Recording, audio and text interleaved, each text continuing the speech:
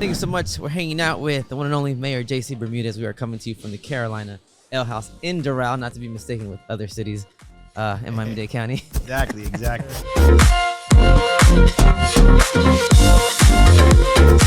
They say you never forget your first. This is the first mayor of Doral. The founding mayor, if you will. Well, thank you guys. First of all, on the contrary, thank you guys for the opportunity to be here, and you guys do a great job. You've done a great job covering. I know you cover all of South Florida, but when I see you in Doral, you guys have done an excellent job. Just covering a lot of our events. You're always there for the first responders, which is very important, and I know you do it many times voluntarily. So I think that's a wonderful thing.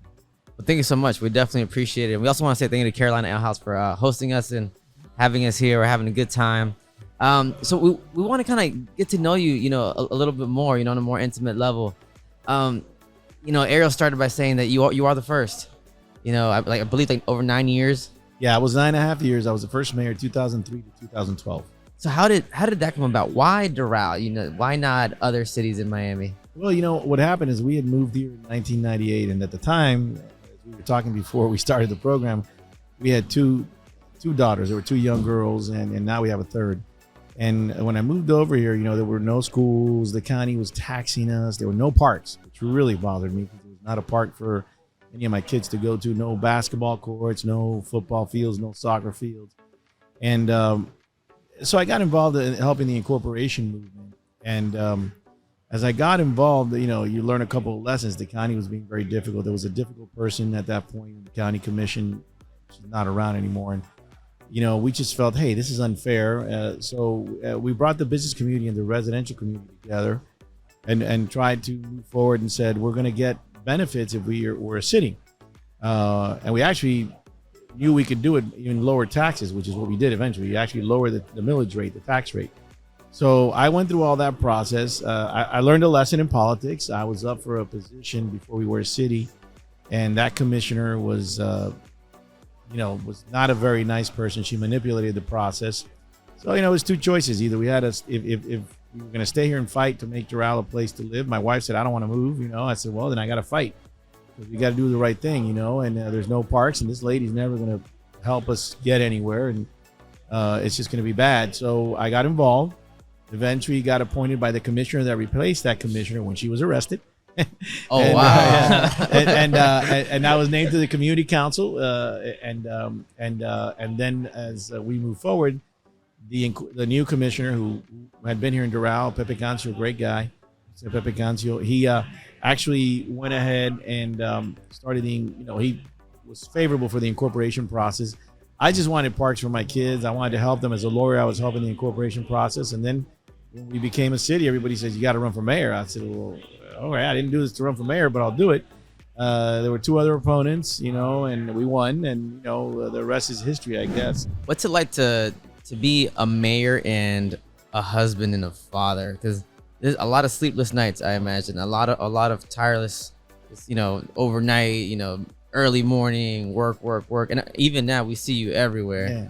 So and I got to practice law too. So add and another you thing. practice law, yeah, all. Yeah. And when do you have time for yourself? And also, how do you balance all this family? Yeah, it's hard. I think it's tough on the family sometimes. But I will tell you, I always try to make sure that I was there for my kids. I even got to coach them and one in basketball and make sure I went into their dance recitals because I felt that it was important. I think that helped a lot because one of the things that I did before I was mayor was help bring sports to our city because we had no sports. So the Doral Broncos, YMCA basketball, soccer, and we were a very young city with a lot of families. So it was a lot of my children were incorporated into the process, and it really helped. But it takes a lot of time, and sometimes your kids will tell you, Dad, you're spending more time with other kids than you are with us. But you have to go to sometimes these things because you have to go to basketball award ceremonies, other things. It's hard to balance, but I always wanted to make sure the family was something that I didn't miss because I didn't want to go into politics and then miss, the girls growing up and not being there for my wife and as family. It is difficult, politics in Dade County, where you go, is a full contact sport. It's not easy on the families. I mean, the last campaign, our little one, saw a commercial where my opponent tried to portray me as some, I don't know even what he did, because he like made it real dark, made it look like I was a really bad person. And my daughter, Dad, who's that? Is that, and I told her, Mama, I had to explain to her, she's 6 years old, Dad, so I'm in a race, and the gentleman doesn't, we're going to keep it positive. He's going to keep it negative. It is what it is. It didn't work for him, but it is tough on the family sometimes. And I think you have to be very disciplined about your time. And you got to really allot, the time that it merits, because it does me no good to run for mayor and not do my job. And being mayor is different than being a council member in our system, because it's a hybrid system. I'm not a strong mayor, but I'm not a weak mayor. So, for example, I have to run meetings. For example, the mayor of Miami is a hybrid mayor too, but he doesn't have to run meetings. I have to be there. There's a lot of other things that I've got to do that other cities may not have to do. So it's difficult, but you got to balance yourself. And every once in a while, you got to enjoy yourself. My main thing is playing basketball Saturday mornings if I can with a group, and I like to read. So those are the two things, playing basketball and disconnecting by reading. From your trajectory, what would you say is like the number one goal that you actually were able to accomplish? And the second one is, which goal is the one that you still haven't been able to complete?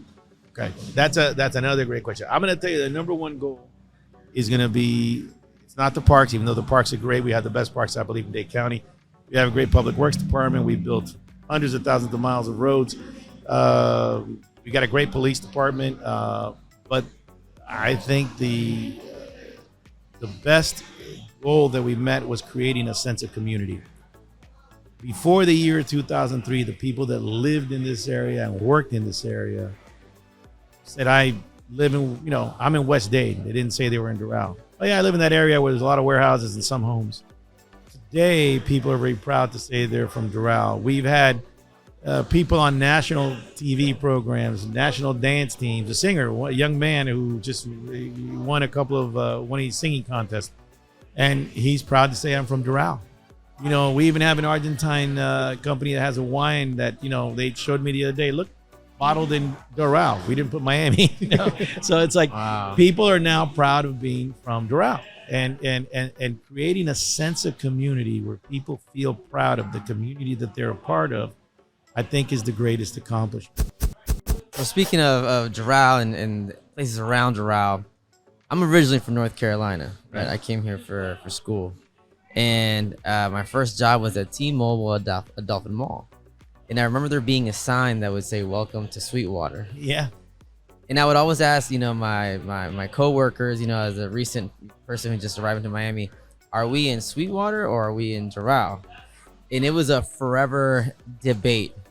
So we're coming to you, and we would like to know. You were in Sweetwater. It was actually unincorporated Dade, and it was originally intended to go to Doral. But our county commissioner, who had been the former mayor of Sweetwater, allowed that to go to Sweetwater. I have a great relationship with the mayor of Sweetwater now and the whole council, actually, and they're wonderful people. But half of the businesses there still call themselves Doral, by the way. Oh. So, which is rather interesting. Now, I'm going to tell you the funny part. The taxes are lower in Doral than they are in Sweetwater. And I love Sweetwater, guys. I love you. Don't worry about it. I'm running for District 12. Mayor Lopez is a great friend, the whole council. It is Sweetwater. They're our sister city. They are our friends. We have a lot of things that we do together.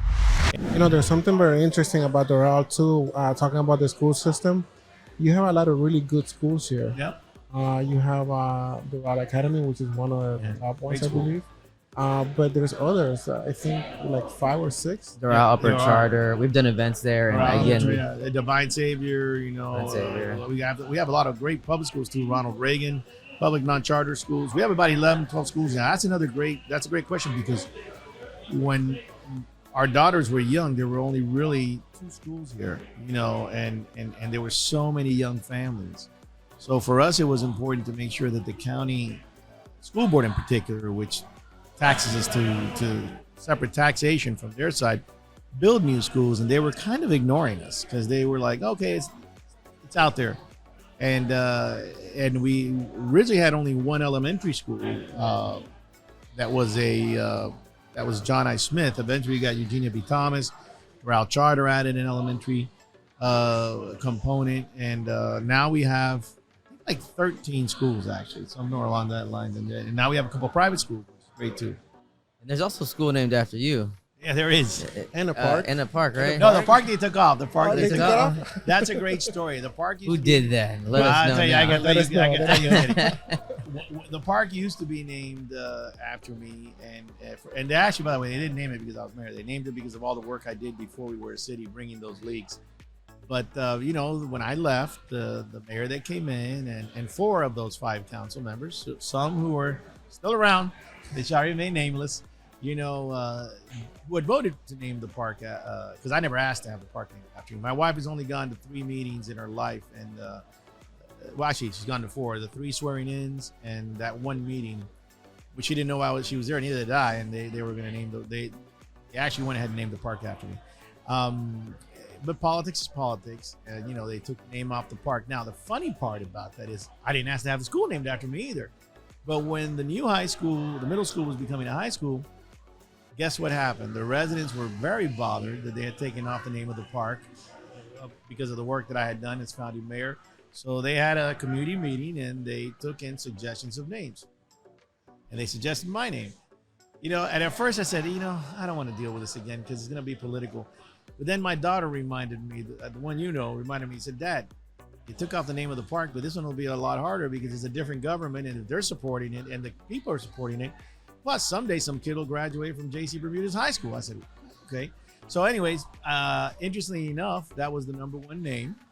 The school board almost unanimously voted to keep the name. It was a great honor.